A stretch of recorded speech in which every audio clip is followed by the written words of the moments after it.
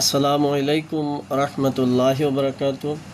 আউযু বিল্লাহি মিনাশ শাইতানির রাজিম। বিসমিল্লাহির রহমানির রহিম। আজকে আমরা যে বিষয়টা নিয়ে আলোচনা করব, বিষয়টি হলো নামাজের গুরুত্ব।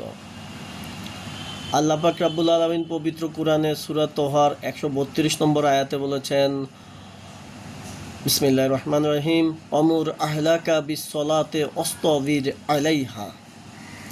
নিজের পরিবার পরিজনকে নামাজ পড়ার হুকুম দাও এবং নিজেও তা নিয়মিত পালন করতে থাকো। এখন আসুন আমরা এই যে আয়াতটা পড়লাম, এই আয়াতের তাফসিরে অনেক কোরআনের আয়াত রয়েছে এবং হাদিস রয়েছে যেখানে নামাজের গুরুত্ব আমরা পেয়ে থাকি। যেমন হজরত সাবিত রাদিয়াল্লাহুতে বর্ণিত, তিনি বলেন যে রাসূলুল্লাহ সাল্লাল্লাহু আলাইহি সাল্লাম যখন সংকীর্ণতার সম্মুখীন হতেন তখন তিনি বলতেন, হে আমার পরিবারবর্গ, তোমরা নামাজ পড়ো এবং নামাজকে প্রতিষ্ঠিত রাখো। হজরত সাবিত রাদিয়াল্লাহু আরও বলেন, সমস্ত নবীরই এই নীতি ছিল যে কোনো কারণে তারা হতবুদ্ধি হয়ে পড়লে নামাজ শুরু করে দিতেন। তাহলে আমাদের দায়িত্ব কি? যখনই কোনো বিপদ আপদ বালা মুসিবত বা কোনো প্রয়োজন হবে, আল্লাহর দরবারে আমরা ফরিয়াদ জানাবো, নামাজের মাধ্যমে আল্লাহর সাহায্য চাবো।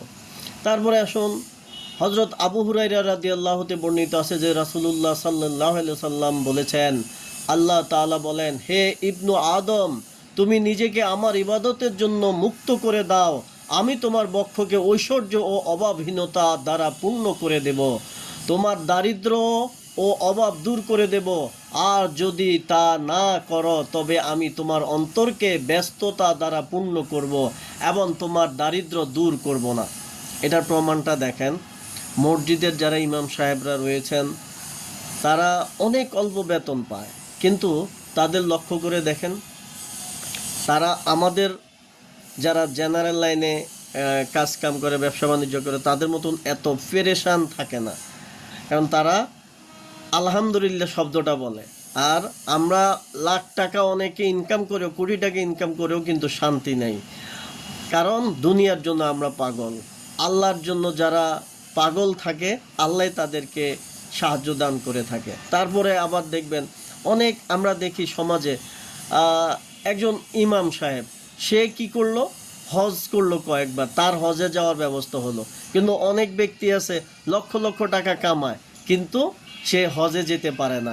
এটার এই হাদিসটার যে বাস্তব জীবনে আমরা কিন্তু লক্ষ্য করলে দেখতে পাই যে আল্লাহর প্রতি যারা নিমগ্ন থাকে তাদেরকে আল্লাহই সাহায্য করে, আর যারা দুনিয়ার জন্য পাগল থাকে তাদেরকে ব্যস্ততা, দারিদ্রতা, ঝামেলা দিয়ে আল্লাহ ভরপুর করে দেয়।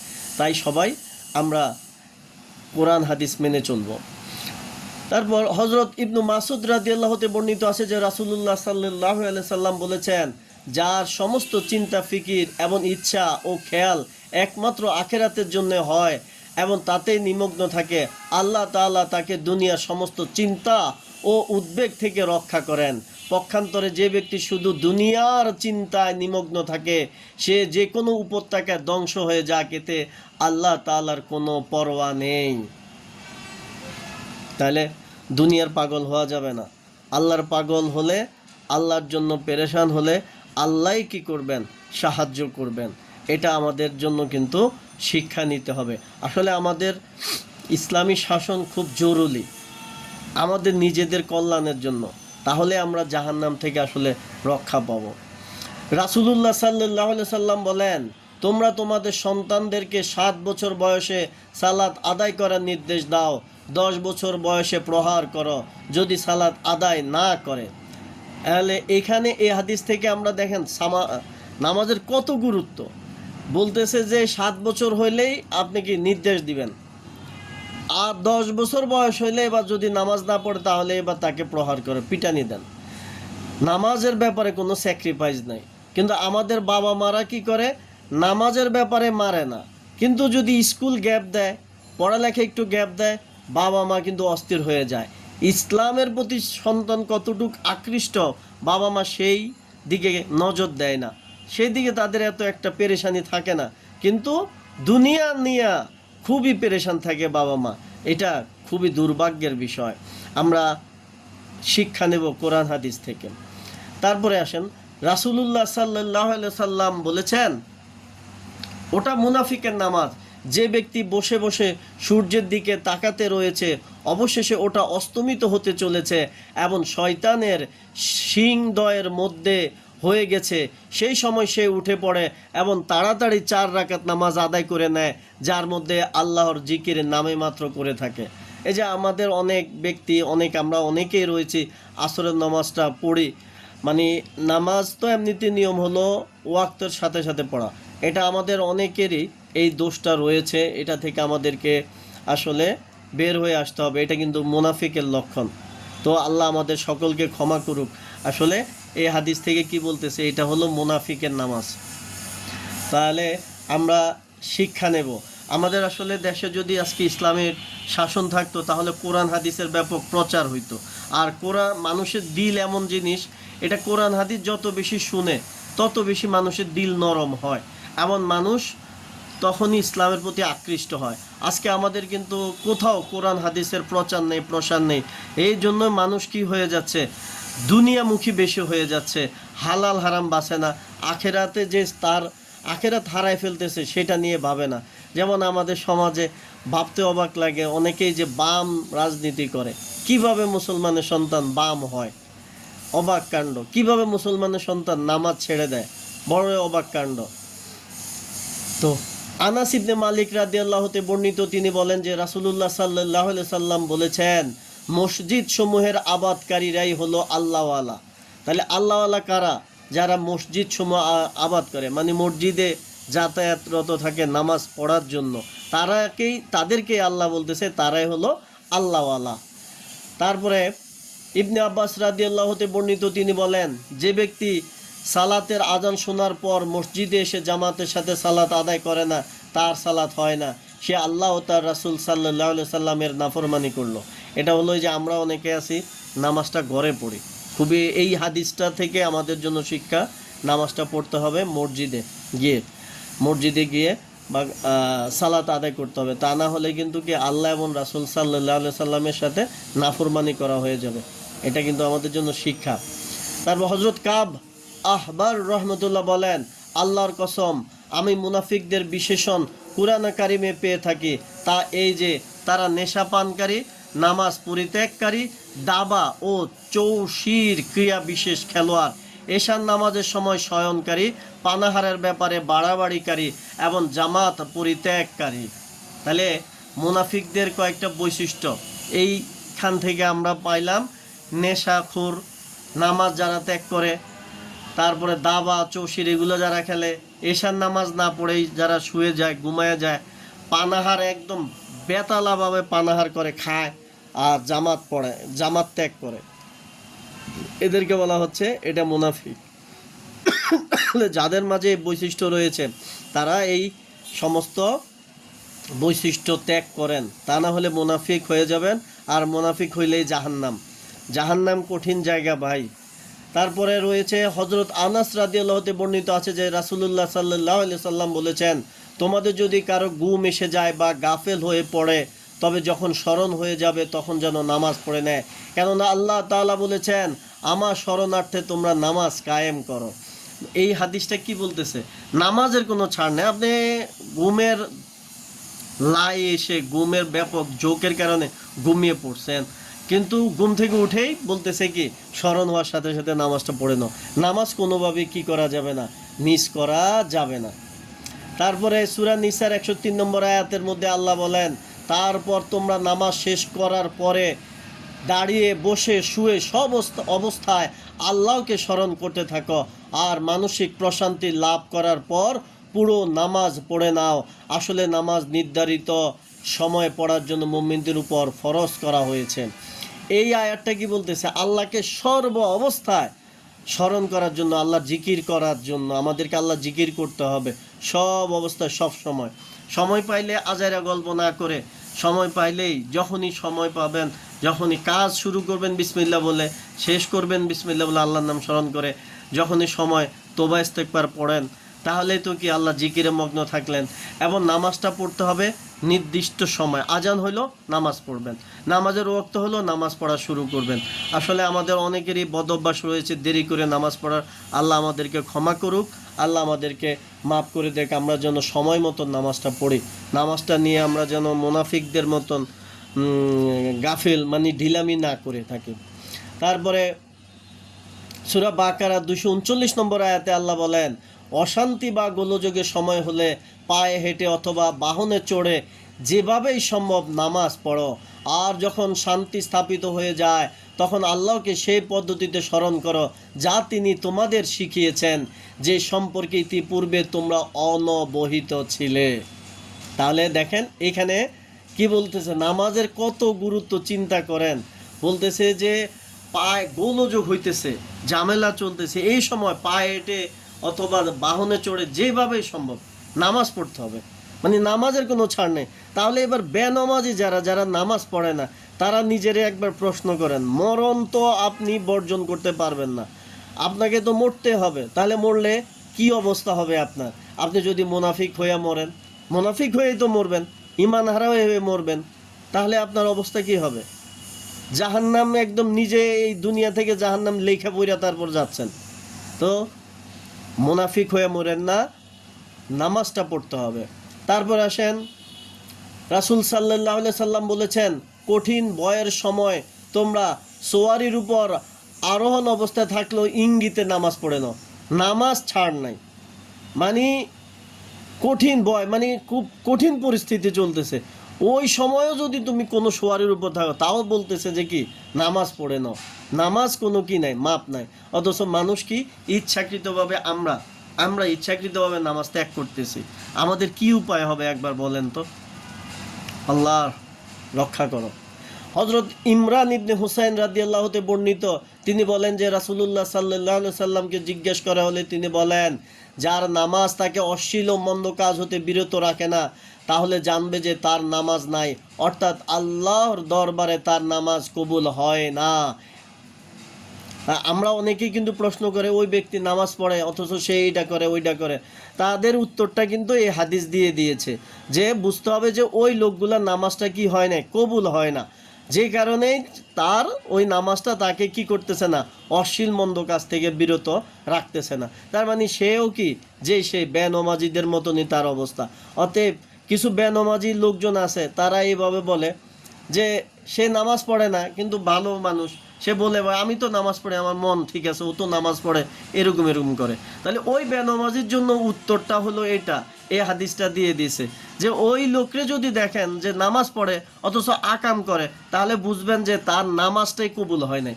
তাহলে নামাজ যার কবুল হয় নাই তার আর যে বেনামাজি তার মাঝে তো কোনো পার্থক্য নাই, তাহলে দুইটাই মুনাফিক।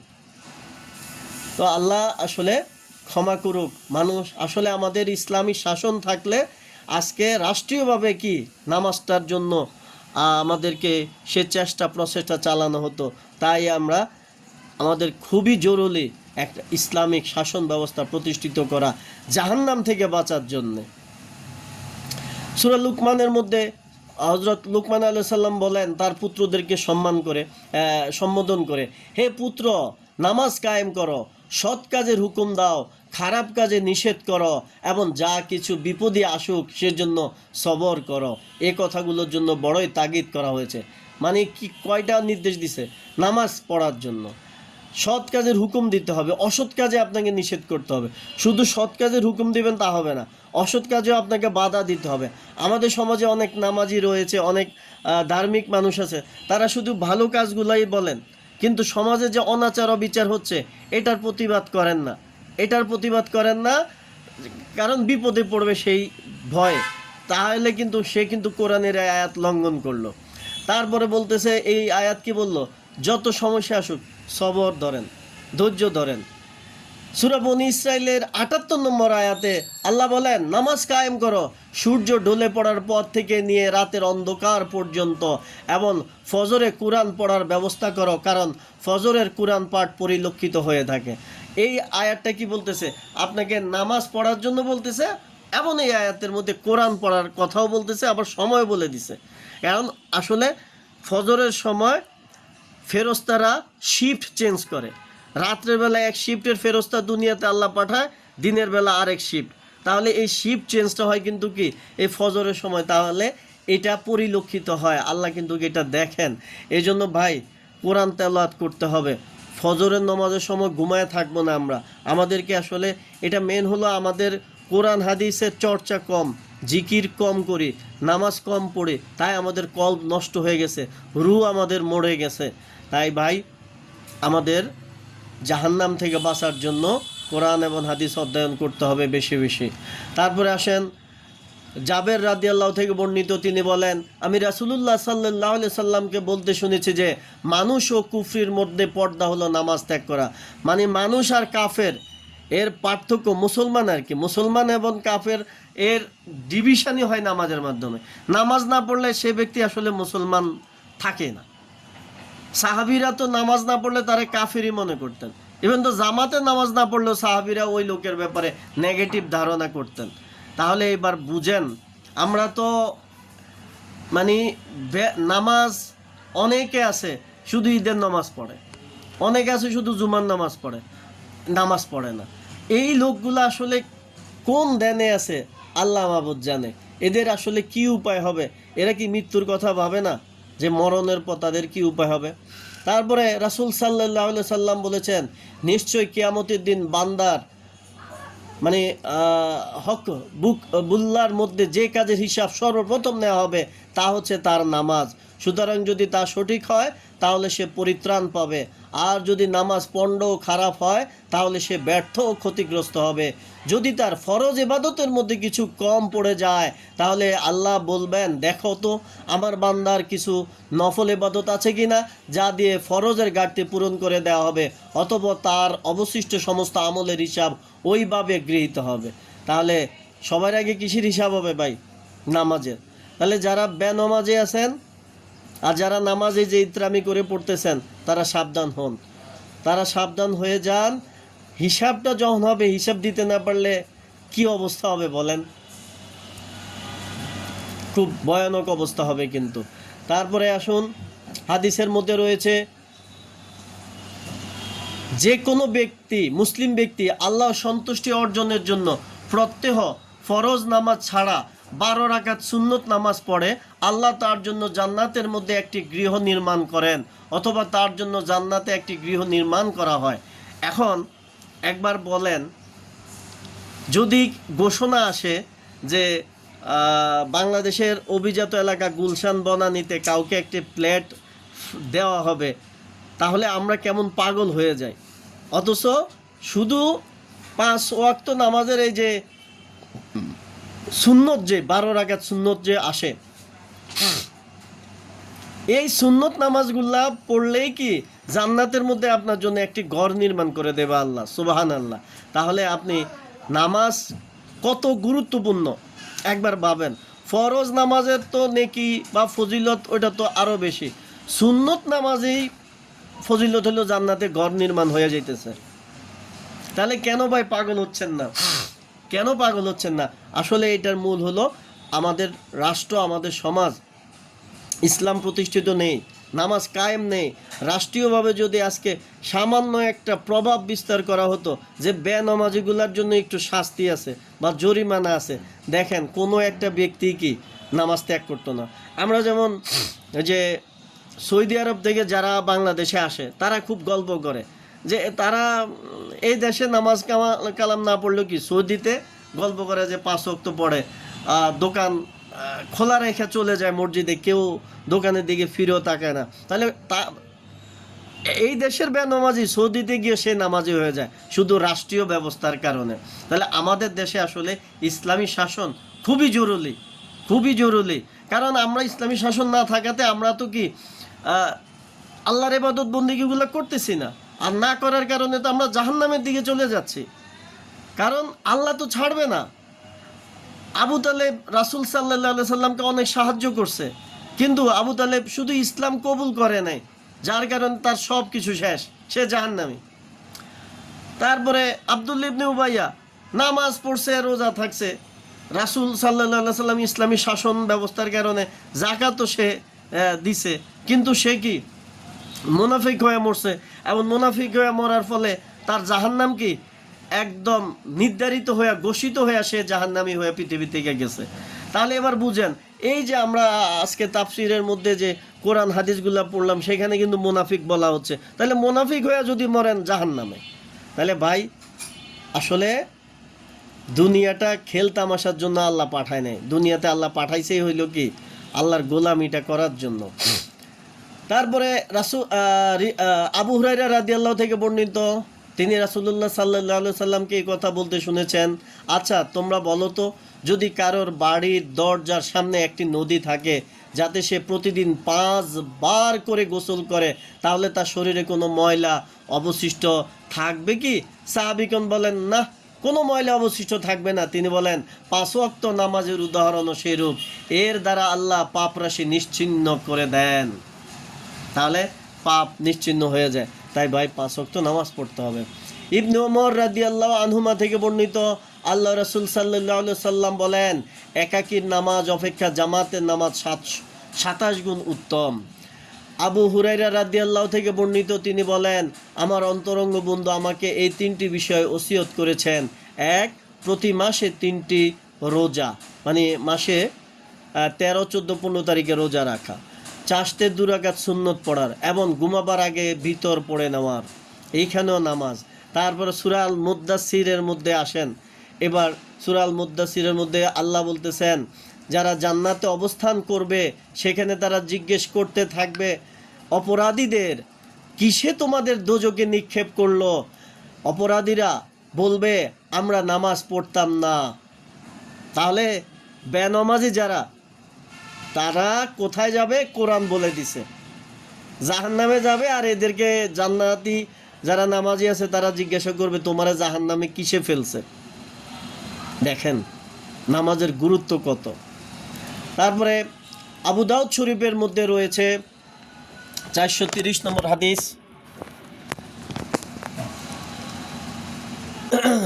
430 নম্বর হাদিস, আবু কাতাদা রাদিয়াল্লাহু থেকে বর্ণিত, তিনি বলেন, রাসূলুল্লাহ সাল্লাল্লাহু আলাইহি সাল্লাম বলেছেন, সম্মানিত মহান আল্লাহ বলেন, আমি তোমার উম্মতের উপর 5 ওয়াক্ত সালাত ফরজ করেছি, আর আমি আমার পক্ষ হতে এই মর্মে প্রতিশ্রুতি দিচ্ছি যে যে ব্যক্তি নির্ধারিত সময়ে এসব সালাতের হেফাজত করবে তাকে আমি জান্নাতে প্রবেশ করাবো, আর যে ব্যক্তি এর হেফাজত করবে না তার জন্য আমার পক্ষ হতে কোনো প্রতিশ্রুতি নেই।